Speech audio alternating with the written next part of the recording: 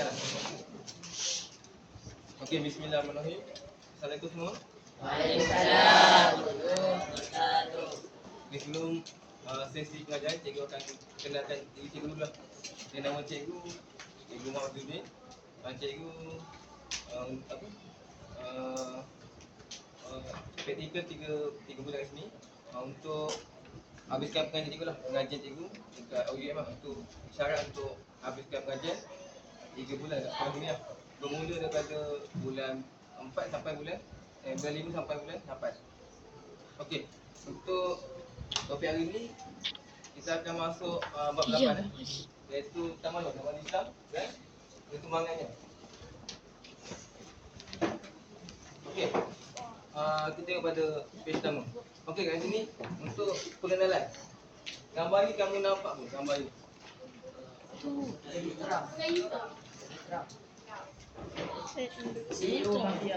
Gambar ni apa kamu boleh gambarkan? Maksudnya gambar ni apa kamu boleh jelaskan kepada cikgu? Pemimpin. Okey, betul. Gambar ni menunjukkan apa? Menunjukkan pemimpin lah. Maknanya ada seorang ketua, dan ada dia punya staf lah. Ada punya staf, ada pun dia punya orang lain lah. Orang manager. Okey, maksud. Okey, soalan cikgu. Apakah ciri seorang pemimpin yang baik? Amanah. Adil. Tanggungjawab. Okey, betul. Bijaksana. Macam kita. Okey, untuk pemimpin yang baik adalah yang pertama mesti bertanggungjawab. Contohnya bertanggungjawab. Okey, seorang pemimpin diberikan tanggungjawab lah. Tanggungjawab. Contoh satu syarikat maksudnya diterima tanggungjawab lah untuk memimpin syarikat tu lah. Contoh syarikat, saya rasa syarikat perniagaan dia, syarikat dari segi kerjaan dia, dia perlu bertanggungjawab. Maksudnya bertanggungjawab dari segi semua aspek lah. Maknanya dari segi tanggungjawab, dari segi kebaikan pekerja, suasana pekerja, maksudnya ingin apa, maknanya pemimpin perlu memastikan maksudnya macam suasana bekerja tu dengan selesa dan harmoni. Okey, selain tu ada perlulah adil. Maknanya pemimpin perlu bersikap adil lah bersama pekerja dia. Contoh pekerja dia maknanya adil tu maksudnya sesama ni lah. Maknanya tak ada yang kurang, tak ada yang lebih. Okey, yang kedua itu adalah amanah. Maknanya amanah ni tanggungjawab jugalah, amanah. Contohnya jawatan dia pegang berdahari lah, berdahari. Contohnya satu syarikat tu dah ada berdahari. Maknanya dia contohnya berdahari jawatan sebagai pemegang akaun lah, macam akaun syarikat lah. Maknanya amanah, maksudnya urusan keluar masuk duit tu perlulah kena betul steady lah. Maknanya sama dengan penyata yang dia keluarkan lah. Maknanya dia ada pengurusan lah. Maknanya keluar masuk ke mana duit tu pergi, dari mana duit keluar, mana duit tu dibelanjakan lah. Maksud dibelanjakan tu dikeluarkan, dia akan tengok punya penyata tu. Maksudnya dia ada penyelewengan wang lah. Maknanya dia ada cara guna wang lah, maksudnya. Okey, dan itu apa dia? Itu adalah jujur. Pemimpin mestilah jujur. Maknanya pemimpin mestilah apa? Berkata benar lah, maksudnya berkata benar dan tidak menipu. Okey, baik lagi ini ciri-ciri. Okey, seterusnya apa? Seterusnya soalan apa? Mengapakah banyakkan menggunakan pemimpin? Tidak berlaku mengalir. Saya akan kahwin. Okey, untuk segi soalan ni, okey, masyarakat perlu ataupun sebuah kerajaan perlu ada pemimpin. Maksudnya, kalau tak ada pemimpin, susah lah. Maksudnya demi sistem pengurusan tu ataupun tabikan tidak baiklah. Maksudnya dia ada sistem yang sistematik, ada ketua yang boleh memberi arahan ataupun memantau lah. Okey, ini contohnya. Okey, contohnya cikgu berikan ciri-ciri seorang pemimpin yang baik. Okey, yang pertama adalah bertanggungjawab. Kedua, jujur dan berintegriti.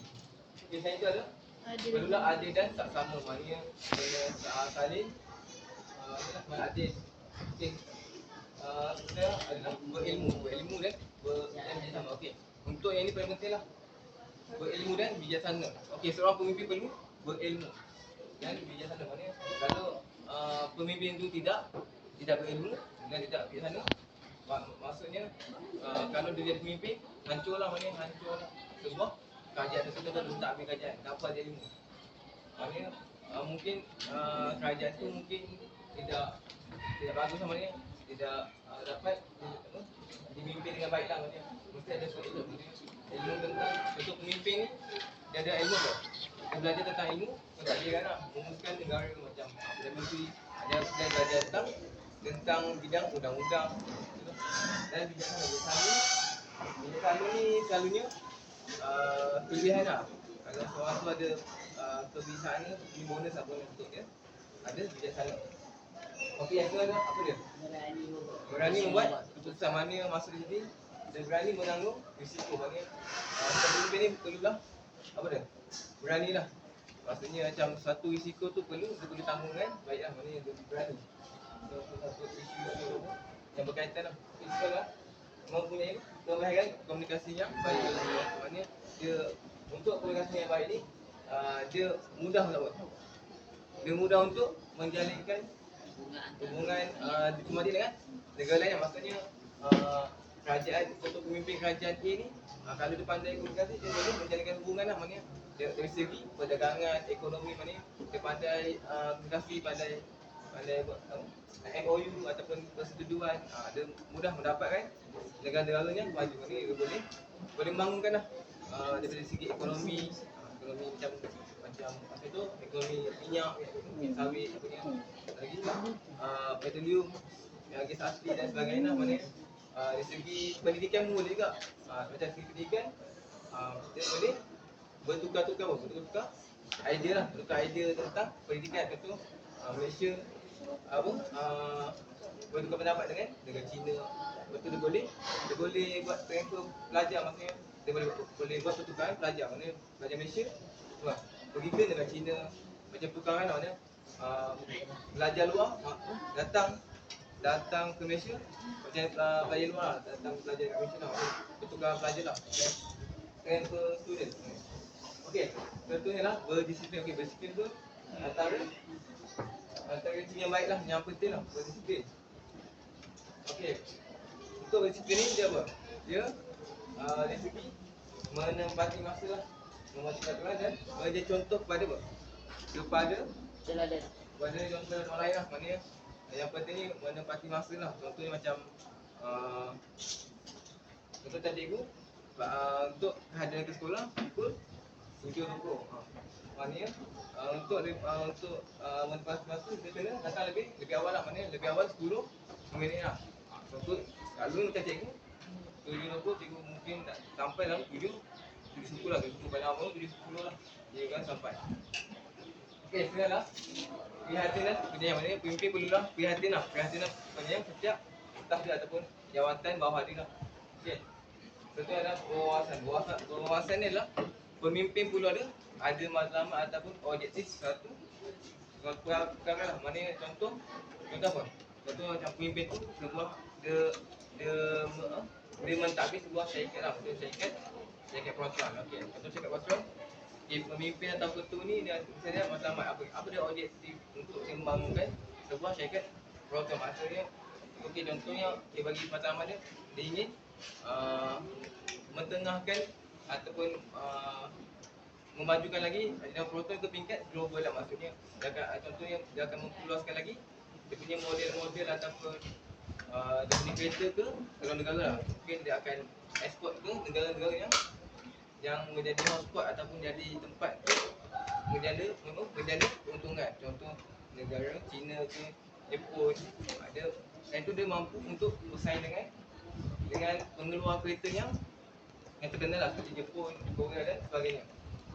Okey, untuk kedua adalah yang sekali adalah mampu bekerjasama. Okey, ini untuk segi pemimpin yang terakhir lah. Maksudnya mampu bekerjasama. Ini maksudnya pemimpin ni dia jenis apa? Jenis sporting. Maksudnya jenis sporting lah. Maksudnya ini mudah untuk bekerjasama.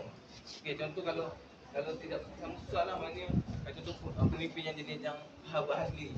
Maknanya isu ataupun masalah staff tu, staff nak komplain ke nak berisu ke nak bincang ke, susah lah yang pimpin macam tu. Kalau pimpin yang kita orang bekerjasama ni mudah untuk memusat setiap staff sama dia, mudah untuk kita berbincang untuk berbincang bagaimana untuk meningkatkan sebuah kerajaan tu lah. Okey. Okey, Zak, faham kan? Okey, ini untuk saya lah, mengapa masyarakat perlu adanya pemimpin. Okey, yang pertama adalah memastikan keamanan dan keharmonian. Okey, yang seterusnya membimbing dan memberi hala tuju lah pada syarikat tersebut. Okey, seterusnya lah menegakkan keadilan, menjaga kebaikan rakyat, dan itu menyepatukan masyarakat serta membuat keputusan penting dan memberi contoh teladan kepada semua lah. Okey. Daripada gambaran awal ni yang cikgu terangkan ni, kita boleh kaitkan dengan apa? Okey, betul. Okey, yang cikgu terangkan ini, ciri pimpinan ini boleh dikaitkan dengan Nabi Muhammad sallallahu alaihi wasallam. Okey. Okey, itulah dia akan berkait untuk tajuk ke 8. Itu bab 8 tu apa dia? Nabi Muhammad sebagai contoh pemimpin lah, sebagai pemimpin. Okey.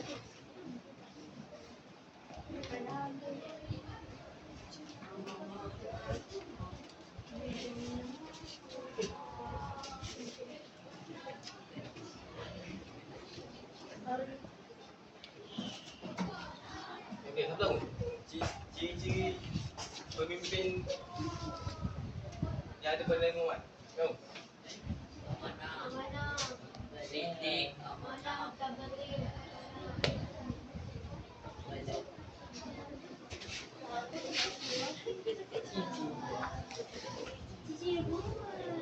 Okey, nama apa? Benda. Tablet. Amanah. Amin. Amin. Tablet.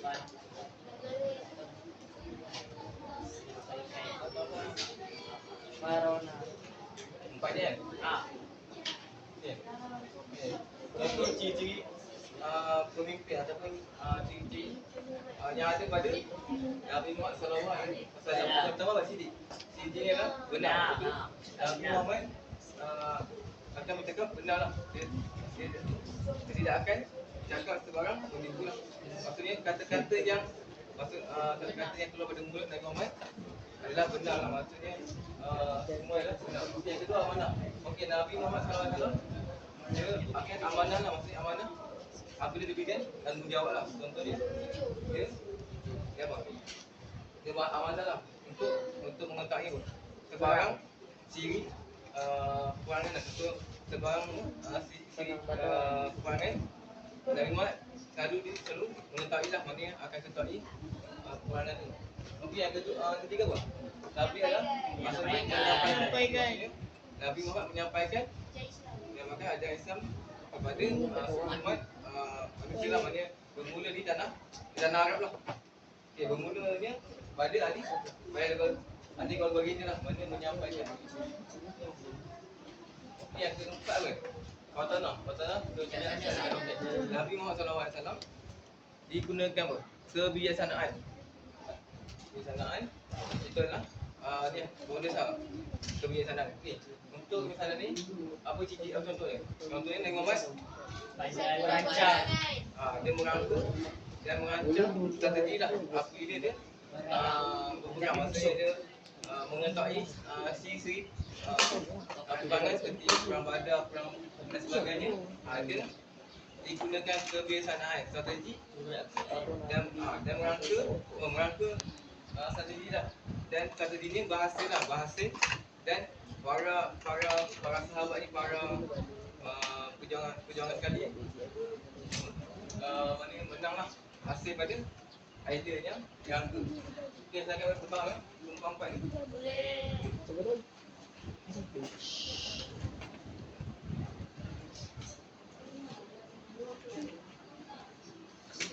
Okey, hasil pada yang kita bincang tadi apa kepimpinan ni boleh dikaitkan dengan ketokohan Nabi Muhammad sallallahu alaihi wasallam. Okey. Iaitu seorang pemimpin bukan sahaja mempunyai kebolehan memimpin, malah perlu mengamalkan nilai murni seperti apa? Amanah, adil, jujur, bertanggungjawab dan berani agar dapat memperoleh kepercayaan dan dihormati oleh orang yang dipimpin. Okey, saya faham kan?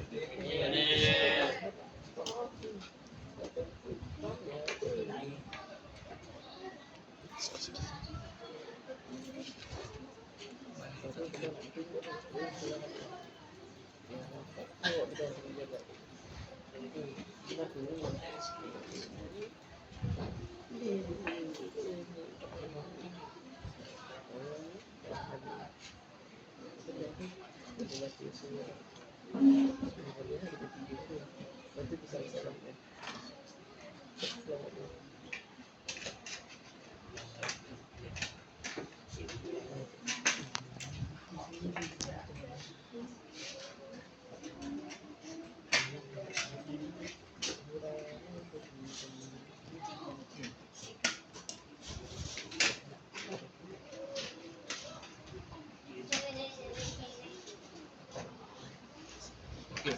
Saya tu kita boleh kaitkan tadi dengan tabligh, iaitu menyampaikan. Okey. Nabi Muhammad sallallahu alaihi wasallam ada dua dakwah, menyampaikan dakwah, iaitu apa? Ada dua. Secara rahsia dan secara terang-terangan. Okey, yang pertama. Okey, untuk secara terang-terangan, okey, berlaku selama 3 tahun. Okey.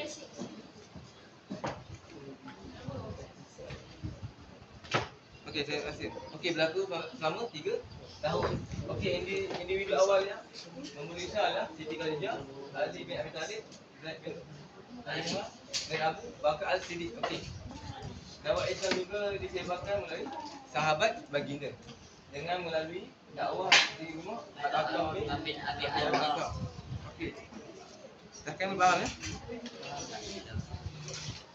Okey, saya hitung juga.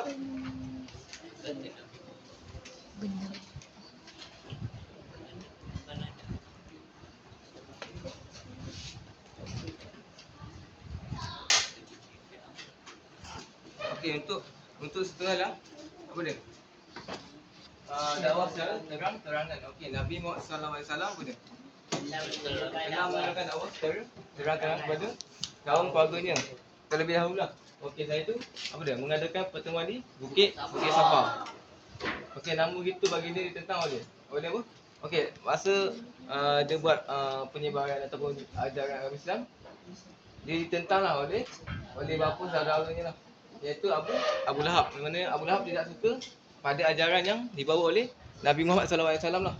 Okey, baginda begitu tabah apabila ditentang oleh dan beri cabaran oleh masyarakat Arab Quraisy yang enggan menerima Islam pada awalnya lah. Okey, setelah pada itu baginda berhijrah ke Madinah.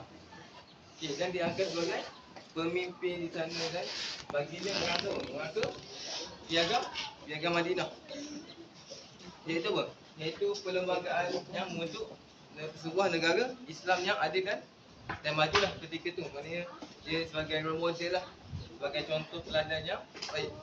Okey, seterusnya hasil pada dia memimpin tanah Arab tu, Islam akan berkembang dengan pesat di tanah Arab dan selain itu di luar tanah Arab. Okey, kita akan masuk balik zaman ni lah, zaman penyebaran Islam pada zaman Khulafa Ar-Rasyidin. Okey, baik. Okey, penyebaran Islam apa? Diteruskan setelah kewafatan Nabi Muhammad. Okey, saya tu pemerintahan sendiri dilakukan oleh para sahabat Nabi Muhammad sallallahu alaihi wasallam yang dinamakan Khulafa Ar-Rasyidin. Okey, ini adalah 4 penyebaran lah, 4 tokoh lah. Okey, pada zaman Khulafa Ar-Rasyidin lah. Yang pertama ke Abu Bakar As-Siddiq, Setelah itu kita balik Umar bin Khattab. Setelah itu Makan. sekali Adibin. Adik yang kemarin. Okey, sampai ini kau faham kan? Am. Okey, untuk penyebaran Islam pada zaman Okey. Okey, penyebaran Islam pada zaman tersebut bukan sahaja berkembang di Mekah dan Madinah. Okey, malah apa? Malahan telah sampai ke utara semenanjung tanah Arab meliputi Iraq, Syam dan Mesir. Okey, Syam ni adalah dulu nama Syam, sekarang nama dia Syria. Syria. Syria. Kau tahu Syria? Tahu? Negara Arab lah. Okey. Contohnya kita pergi ke zaman Abu Bakar As-Siddiq. Okey. Baginda apa? Baginda mengetahui ataupun menjadi ketua peperangan Hidayah Al-Yakni. Dia mengatasi golongan murtad, iaitu keluar pada agama Islam. Maknanya murtad ni seorang yang dah mana asal dia Islam, dia berniat untuk keluar dari Islam lah, maknanya dia nekat untuk keluar Islam, itu dinamakan murtad. Okey. Kerana apa? Kerana engkau membayar zakat. Okey, itu punca dia ingin murtad sebab apa? Engkau membayar zakat pada ketika itulah. Okey. Dan itu tentera Islam telah menang dan semakin ramai yang memeluk Islam. Okey, contohnya kita pergi ke Umar bin Khattab. Okey, Umar Khattab ni ketua dia mana? Dia negara Iraq. Okey, Baghdad ni adalah apa ni? Baghdad ni adalah ibu negara ni lah. Ini ibu negara Iraq, Baghdad. Okey, semasa pentadbiran baginda, golongan peneroka telah dihantar untuk membuka wilayah baru di apa ni? Di utara semenanjung tanah Arab. Maknanya bahagian Iraq pun ada. Negara Iraq, Syria dan Mesir adalah bahagian utara tanah Arab. Maknanya okey, Mesir ni dah masuk ke bahagian Afrika lah.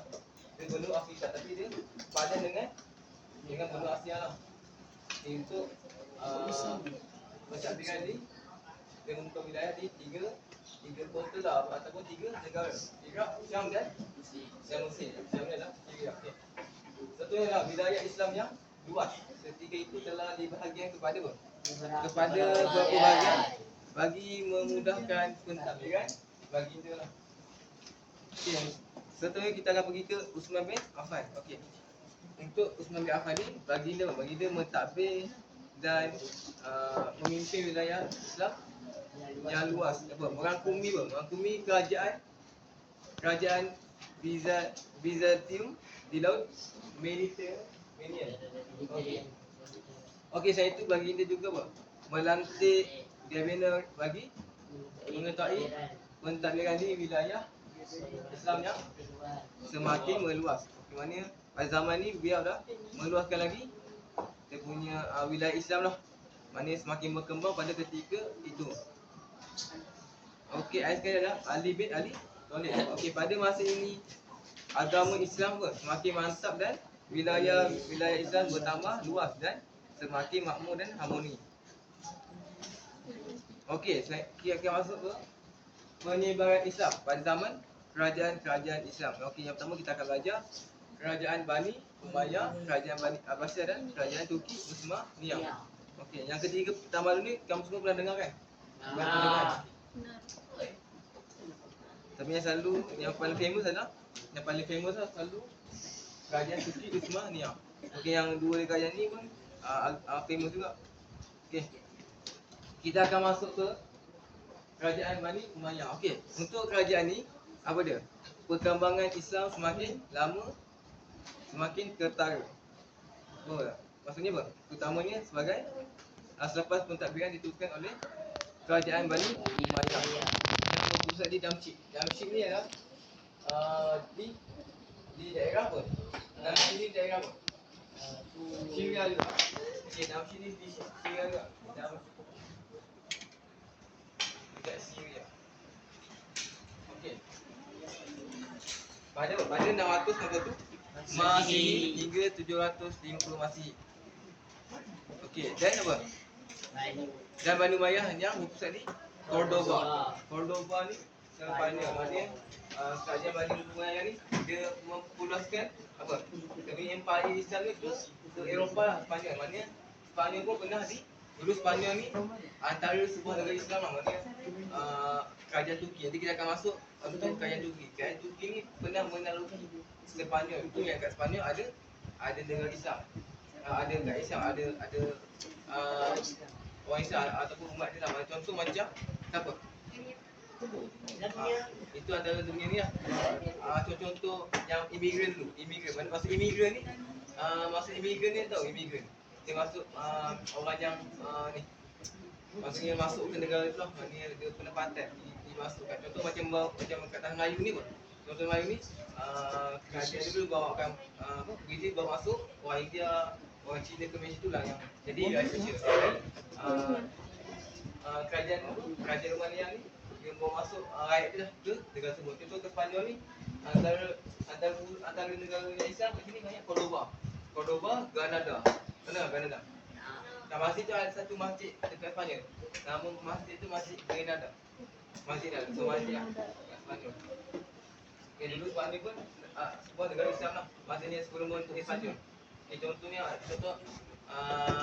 macam player bola, cikgu terangkan macam player bola, main bola ada apa? Ada Ibrahim Diaz, dengar Ibrahim Diaz?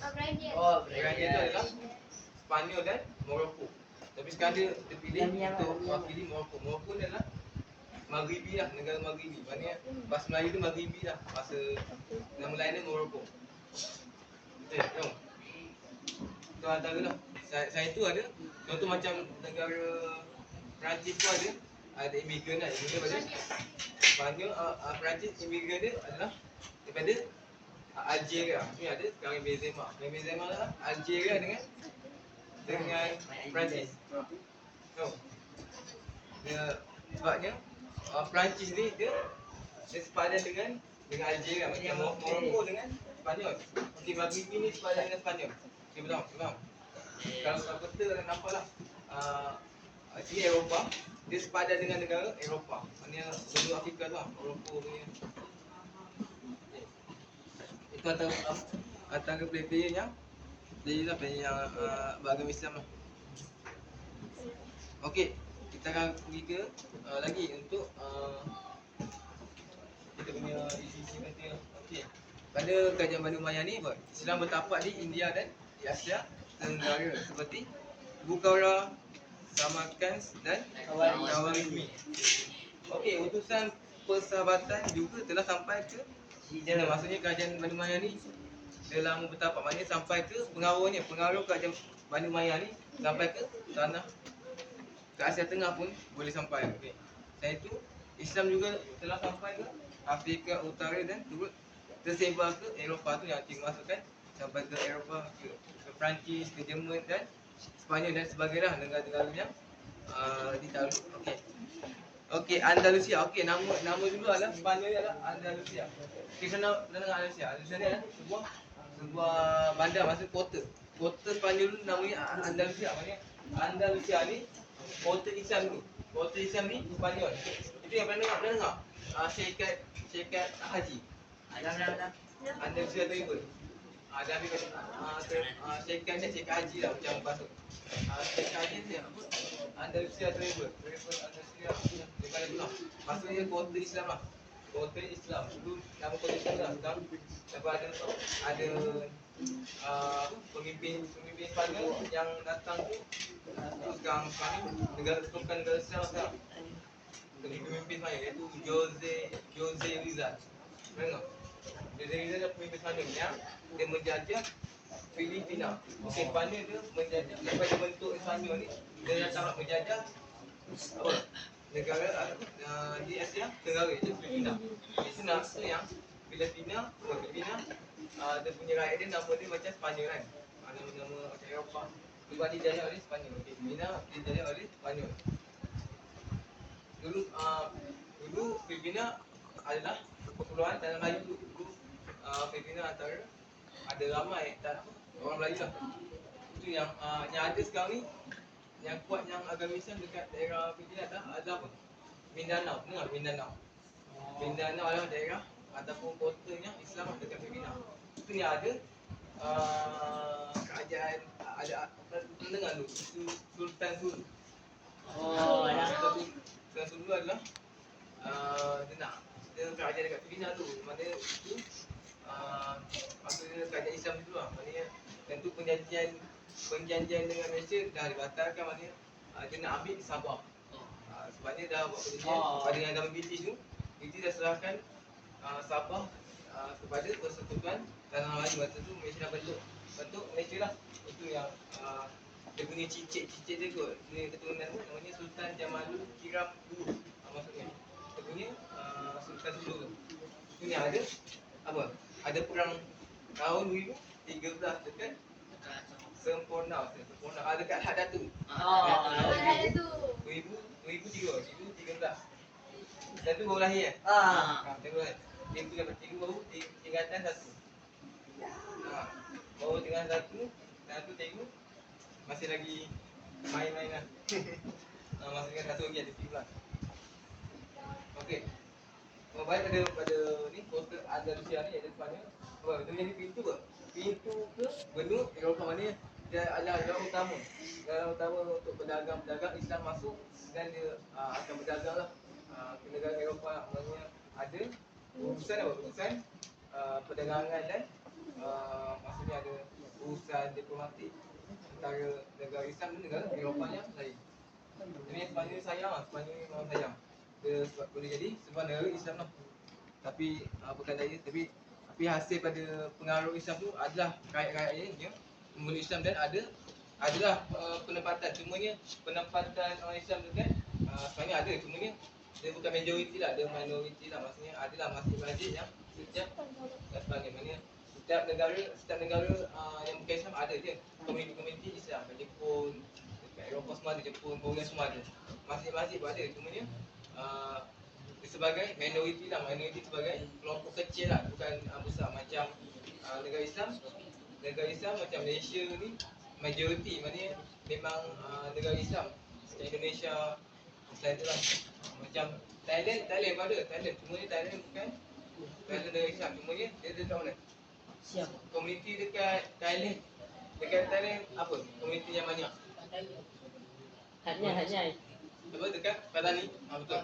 Patani tu adalah sebuah, sepatutnya Patani tu adalah wilayah Malaysia lah. Patani, Darati Wat, lagi apa? Saya lupa lah. Patani, Darati Wat, dekat sepadan Kedah, Kelantan tu dengan Perlis tu, itu adalah Kepulauan Melayu lah, maknanya kerajaan Melayu. Tapi zaman British tu dia berhenti ke kami dia ambil, dan dia menyerahkan wilayah tu ke Siam lah. Nama dulu Siam. Nama Thailand dulu Siam. Sekarang apa? Sekarang Thailand lah. Okay, Malaysia dulu adalah tanah Melayu, dan sekarang menjadi Malaysia lah, maknanya tanah Melayu. Okay, untuk macam Singapura apa? Kau tahu nama dulu? Nama Singapura. Pernah dengar? Nama dulu Singapura adalah Temasek. Temasek adalah nama lama bagi Singapura. Okay. Kalau ini pengetahuan umum. Kalau Myanmar. Kau dengar? Myanmar adalah Burma. Burma adalah nama lama lah. Betul, ada Sri Lanka, nama Sri Lanka dulu nama Ceylon. Kau dengar Ceylon? Ceylon adalah Sri Lanka. Itulah nama dulu. Okey, sekarang kita akan pergi ke Kerajaan Bani Abbasiyah. Okey, untuk Kerajaan Bani Abbasiyah ni dia berpusat di Baghdad. Di Baghdad itu di Iraq. Dan kerajaan ni memerintah selama 5 dekad. 5 abad. Okey, 5 abad. Bermula 750 Masihi hingga 1258 Masihi. Okey, kerajaan ni juga apa dia? Meneruskan kegemilangan taman Islam dengan berkembangkan ilmu pengetahuan pengetahuan yang pesat sehingga berkembang ke Eropah. benua Eropah. Okey, dan itu Islam juga telah berkembang ke se Samania di Tanzania hingga ke barat Ya. India. Okey, saya akan berbahas dia punya matlamat. Setiap kerajaan-kerajaan Islam yang ada pada tu, dia ada matlamat dan misi. Maksudnya tujuan dia apa? Tujuan dia penyebaran Islam. Okey. Ini juga berkait dengan apa? Dengan Nabi Muhammad SAW lah. Maknanya kerajaan Islam ni dia adalah maknanya penyebaran ni. Maksudnya ajaran Islam adalah ajaran apa? Kau tahu? Ajaran Islam ni ajaran apa? Ajaran yang benar. Maknanya ajaran benar maknanya selain daripada ajaran Islam, ajaran itu adalah yang palsu lah, maknanya bukan yang paling terbaik lah, maknanya ajaran Islam yang paling benar lah. Maksudnya ajaran Islam yang paling terunggul. Okey. Sekali kita akan pergi ke kerajaan Turki Uthmaniyah. Okey. Kerajaan Turki Uthmaniyah ni lah kerajaan yang menakluki benua Eropah iaitu Sepanyol. Okey, untuk kerajaan Turki ni dia berpusat di Anatolia. Di Turki lah, di Turki. Okey, nama Turki ke apa? Turki. Turki ni. Turki. Itulah nama sekarang. Nama tak ada beza pun. Turki tu macam bahasa Inggeris tapi dia dipakai ke macam seluruh dunia pakai Turki ni. Maksudnya negara dia lah pakai tu. Okey. Selain itu perkembangan Islam apa dia? Perkembangan Islam ni juga telah meluas sehingga ke rantau Balkan. Balkan tahu Balkan ni? Balkan, tahu negara Balkan? Negara Balkan ni adalah negara Soviet Union. Soviet Union. Okey. Tahu? Tahu. Okey. Untuk negara Balkan ni pecahan daripada negara Soviet Union. Antaranya apa?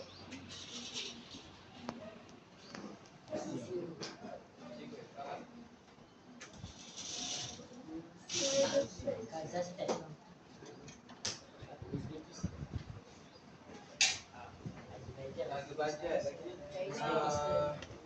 Turkmenistan, Tajikistan.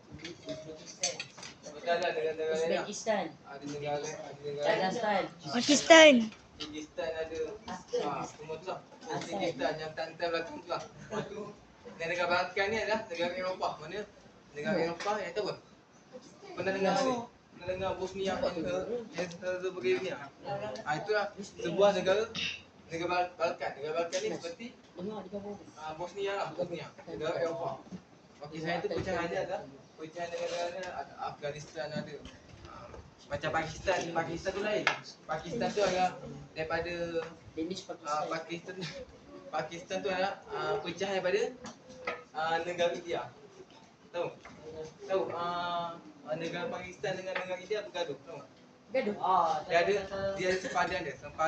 Maknanya Pakistan ni adalah kaum Islam dalam India tu yang dia memberontak dan membuat negara. Itu yang jadi negara Pakistan tu. Pernah tengok cerita India tu? Kerajaan Azerbaijan. Tengok. Itu kisah tengok. Yang pelakon Salman Khan. Yang budak kecil apa nama budak kecil apa? Yang tu. Apa nama budak kecil tu? Karena besar lah budaknya. Cikgu tak ingat. Itu kisah tu antara dua buah negara lah.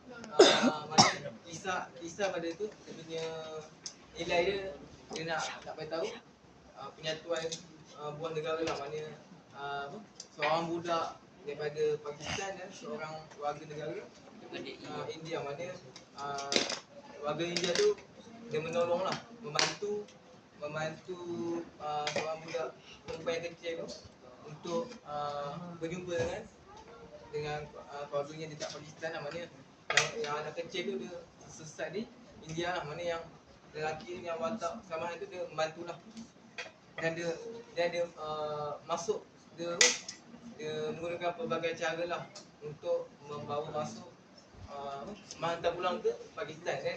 Dan tu banyak lah ujian-ujian dan liku-liku dengan berhadapan dengan dia tak ada pasport.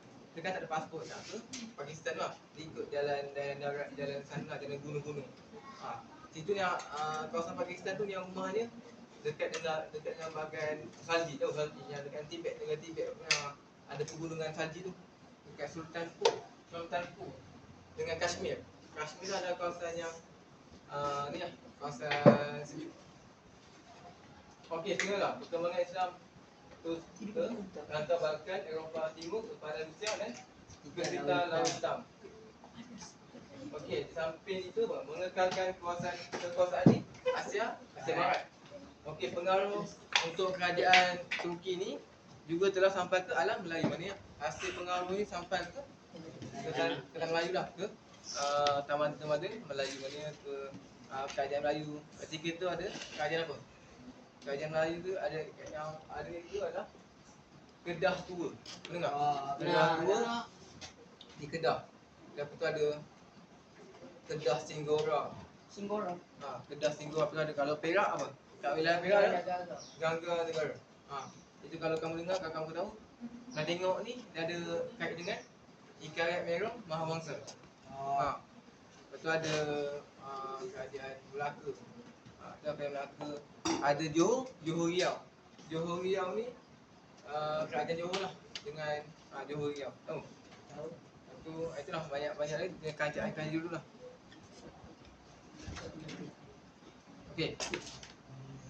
Okey, ni adalah peta pertama ni. Peta zaman-zaman kerajaan Islam dulu lah. Okey, yang wanita ni zaman ini adalah zaman Nabi Muhammad sallallahu alaihi wasallam. Maknanya zaman dia ni. Zaman Nabi Muhammad dia kota dia ada. Kota dia kat Madinah dengan Mekah. Okey, itu zaman Khalifah Abu Bakar mana? Dekat Baghdad. Dekat negara Iraq lah Baghdad ni. Okey, untuk setelah zaman Khalifah Umar dekat kawasan Kabul ni. Kabul ni zaman pulang zaman ni. Dekat Bukhara tadi. Kita ada Khalifah dekat bahagian sini. Dari dua tempat lah, dua wilayah. Ada zaman kerajaan Umayyah. Tersebar ke Sepanyol. Mana ke Sepanyol ni? Mana global. Okey, Afrika kat sini. Sini ada tiga Afrika. Kat sini ada Sepanyol, ada Perancis. Kat sini ada Morocco. Maghribi kat sini. Maghribi Algeria kat mana sini? Kawasan Afrika. Dekat Kuala San Marino, negara pulau. Okey, sekarang ada kerajaan Abbasiyah dan kerajaan Turki Osmania. Ni kita Osmania kat sini. Sini lah Turki Osmania. Ni yang sampai ke sini, ke Spanyol. Negara Eropah.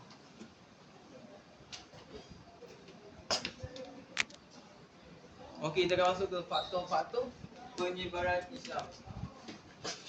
Okey, faktor-faktor apa? Yang pertama, Perkumpulan Islam. Yang kedua, prinsip keterbukaan, iaitu ada dakwah, hubungan diplomati, perdagangan, pembukaan wilayah baru dan sebagainya. Okey, kita ketambung balik pada tokoh 8.3 yang tadi kita buka pada awalnya. Cikgu dah terang panjang pula. Okey, ni kita akan sambung pada ke tokoh Nabi Muhammad sebagai pemimpin lah. Okey, kita lihat. Okey, untuk Nabi Muhammad SAW ditirangkan sebagai Rasulullah dan pemimpin yang unggul. Okey, dan itu baginda juga memainkan peranan apa?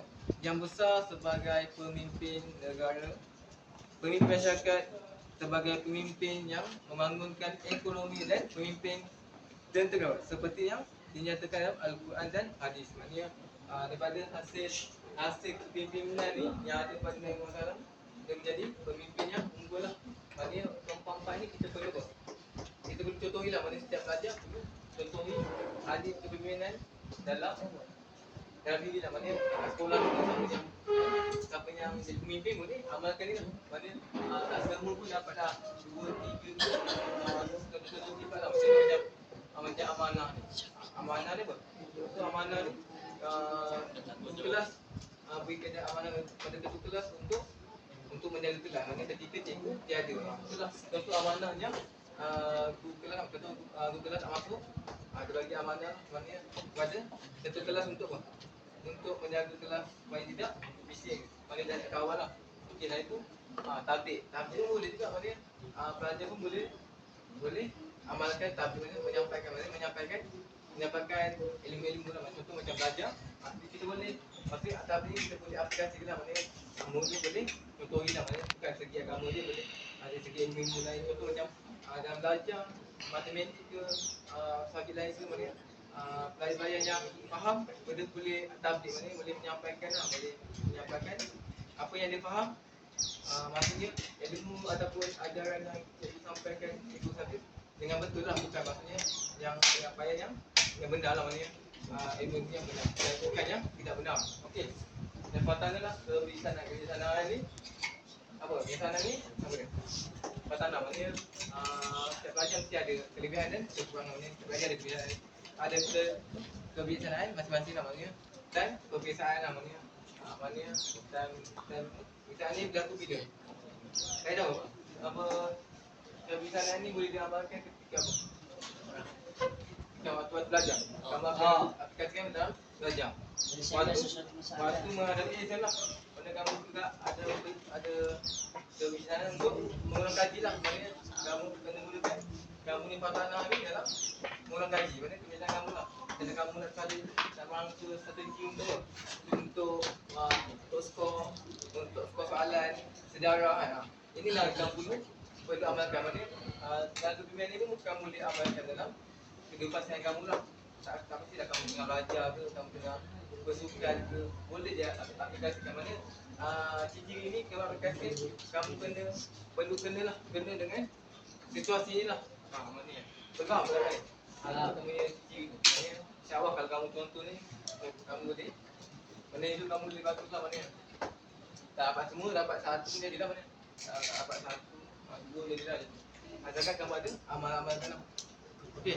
Selain itu apa dia? Selain itu okey, kita akan sambung pada topik yang ini apa? Ketokohan Nabi Muhammad SAW sebagai pemimpin. Okey, yang pertama kita akan belajar pemimpin negara, pemimpin masyarakat, pemimpin ekonomi dan pemimpin tertentu. Okey. Okey, bagi pemimpin negara ni. Okey, itu pemimpin negara. Okey, Nabi Muhammad sebagai pemimpin negara untuk apa? Dia dapat memimpin negara pada peringkat antarabangsa dan tempatan. Okey, maksudnya pada peringkat tempatan, ketokohan Nabi Muhammad SAW terselah apabila baginda berjaya apa? Merangka perlembagaan ataupun piagam Madinah yang menjadikan Islam sebagai agama rasmi lah pada tanah Arab, pada zaman itu, pada kerajaan tersebut, kerajaan Arab tu. Maknanya dia maksudnya Nabi Muhammad membina piagam Madinah dan jadikan sebagai agama yang rasmi lah. Okey, saya itu dalam piagam Madinah tersebut bukan orang Islam diberikan kebebasan untuk apa? Untuk mengamalkan agama dan adat masing-masing. Maknanya dia terbuka lah, maknanya Islam ni maksudnya indah lah, maksudnya dia tidak ada paksaan. Maksudnya dia untuk agama lain pun boleh dianuti, tapi tidak boleh melebihi agama Islam lah. Maknanya adat-adat itu boleh melebihi atau melepasi batas pada agama Islam. Okey. Selain itu apa? Selain itu baginda juga apa? Mempersaudarkan masyarakat Islam dan menyatukan masyarakat Islam dengan bukan Islam. Maksudnya Nabi Muhammad SAW ingin apa? Ingin masyarakat Islam dan bukan Islam hidup dalam apa? Dalam suasana yang makmur dan aman. Maknanya tiada pergaduhan antara Islam dan Islam. Maknanya selain itu apa? Maksudnya keharmonian antara agama Islam dan bukan Islam ni apa dia? Boleh apa? Boleh meningkatkan apa? Meningkat pengaruh agama Islam. Maknanya hasil pada apa? Macam hasil pada penyatuan tu kan, macam keharmonian tu boleh juga memperluaskan agama Islam. Maksudnya macam bukan agama Islam tu dia mendapat hidayah ataupun berminat untuk menganut ataupun menukar memeluk agama Islam lah. Maksudnya dapat memeluk agama Islam. Okey, saya faham Baik. Okey, untuk peringkat antarabangsa global. Okey, ketokohan baginda juga apa? Terbukti pada peringkat antarabangsa, iaitu baginda berjaya menghantar perwakilan ataupun misi dakwahnya ke dua negara seperti Habsyah, Mesir, Byzantium dan Parsi. Okey, Habsyah ni adalah negara Afrika lah, iaitu Ethiopia. Okey, yang Mesir dan Byzantium ni cikgu tak pasti negara mana. Dan Parsi ni adalah negara Iran. Parsi ni negara Iran. Parsi Iran. Okey. Contoh tu apa? Contoh surat Nabi lah masa tu. Surat Nabi ketika kepada penguasa Oman, Jaifar dan Abdul Al-Jalali. Ini surat itu dalam bahasa Arab lah, kepada penguasa Oman. Bahasa Oman ketika adalah negara Arab lah. Negara Arab di Asia Tengah, Asia Barat. Okey. Seterusnya kita pergi ke tajuk pemimpin masyarakat. Okey. Nabi Muhammad sebagai pemimpin masyarakat. Okey. Apa yang Nabi Muhammad buat ketika tu? Kat Mekah. Okey. Ketika Mekah sebelum hijrah ke Madinah, Nabi Muhammad SAW menekankan aspek akhlak, akidah dan syariah. Maknanya dia menekankan aspek pada kat masyarakat di Mekah tu lah. Okey, selepas hijrah ke Madinah, Nabi Muhammad menekankan konsep syura ataupun perundingan ataupun pembincangan lah. Itu keadilan, persamaan dan kebebasan melalui piagam Madinah.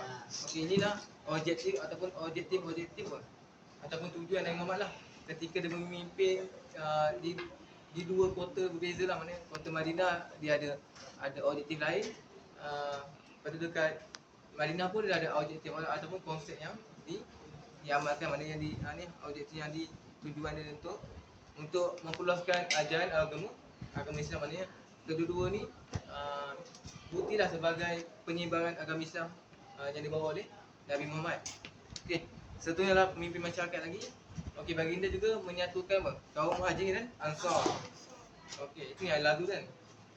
Okey, seterusnya lah baginda juga berusaha menjadikan Islam sebagai satu cara hidup dengan menerapkan nilai toleransi, hormat menghormati dan mengutamakan keadilan dalam kalangan masyarakat. Maksudnya baginda juga mengajar masyarakat ketika itu untuk menjadi Islam yang satu. Maknanya menjadikan Islam sebagai panduan hidup lah. Okey, maksudnya ada nilai baik, nilai murni yang baik. Maknanya nilai murni dalam Islam pun boleh dinilai dalam dan diamalkan dalam kehidupan lah. Maksudnya ada sifat toleransi, hormat, menghormati dan mengutamakan keadaan dalam kalangan masyarakat. Maknanya hasil pada ni diinginkan apa? Masyarakatnya harmoni lah. Mana masyarakat yang hidup dalam kehidupan yang baik, tiada sebarang peperangan, kegaduhan. Maksudnya diinginkan harmoni. Okey, untuk pembangunan ekonomi. Okey, Nabi Muhammad buat apa? Pertanian, pengurusan tanah dan pembangunan pasar sukan. Mana keempat-empat ni adalah antara sumbangan yang Nabi Muhammad telah buat. Maknanya pertanian, dari segi pertanian, perdagangan ni memang pekerjaan ketika itu lah. Maknanya seluruh tamadun pun, seluruh kita belajar tamadun pun, perdagangan dan umur pun amat penting lah ketika itu hingga ke zaman Arab tadi. Okey, untuk perdagangan dan hubungan luar. Okey, Nabi Muhammad SAW menggalakkan hubungan perdagangan antara negara Islam lah. Okey, selain itu pun, selain itu kedudukan Madinah yang terletak di antara Yaman dan Syam. Yaman dan Syam. Jadi aktiviti perdagangan bertambah maju. Okey, selain itu perdagangan dari arah selatan menjadikan jalan ini sebagai jalan utama untuk aktiviti perdagangan. Selain itu menggalakkan hubungan luar dengan semua negara-negara yang adalah ketika itu. Okey, seterusnya kita akan pergi ke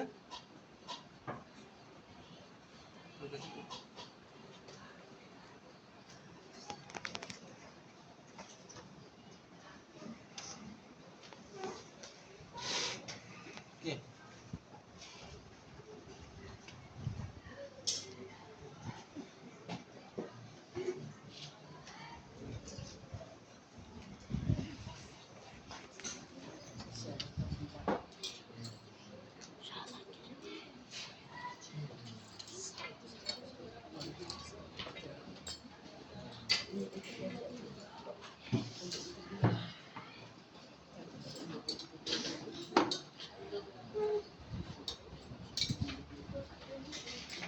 buat aktiviti sikit lah. Ni aktiviti ada aktiviti untuk pembincangan.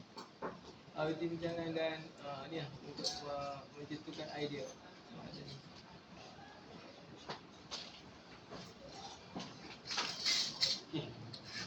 Okey, cikgu bagi soalan lah. Soalannya kamu ni lah, kamu bincang sesama kamu. Jadi kamu tanya kamu bincang lah atau kamu bilang lah kat cikgu eh. Okey. Soalannya adalah okey, cikgu bagi situasi lah kat kamu akan bincang dan kamu bagi idea ataupun kamu mintakan idea kat cikgu lah masing-masing. Seorang wakil lah, wakil perempuan ataupun seorang wakil perempuan, seorang wakil lelaki boleh? Mana ada dua jawapan lah. Seorang wakil perempuan dan seorang wakil lelaki. Okey, soalannya adalah anda ialah ketua kelas. Anda seorang ketua kelas. Bagaimanakah anda boleh mencontohi kepemimpinan Nabi Muhammad SAW? Maksudnya daripada ciri pemimpin yang ada pada Nabi Muhammad itu, apa yang kalian boleh aplikasikan ataupun amalkan ataupun contoh. Boleh ya? Contohnya bagaimana anda boleh contohi kepimpinan dia. Jadi kamu ni lah, kamu olah sikit lah, poin-poin ni kamu olah. Maksudnya bagi contoh sikit lah, ketua kelas bercontoh apa. Boleh? Okay, bagi dalam masa 10 minit. Boleh? Apa kita catat sikit tu, kamu tengoklah kat cikgu. Ini perbincangan dalam grup lah, maknanya grup lelaki dengan grup perempuan boleh. Siapa nak tambah boleh je, siapa nak tambah lagi ke, nak jawab lagi boleh je. Okey, 10 minit boleh?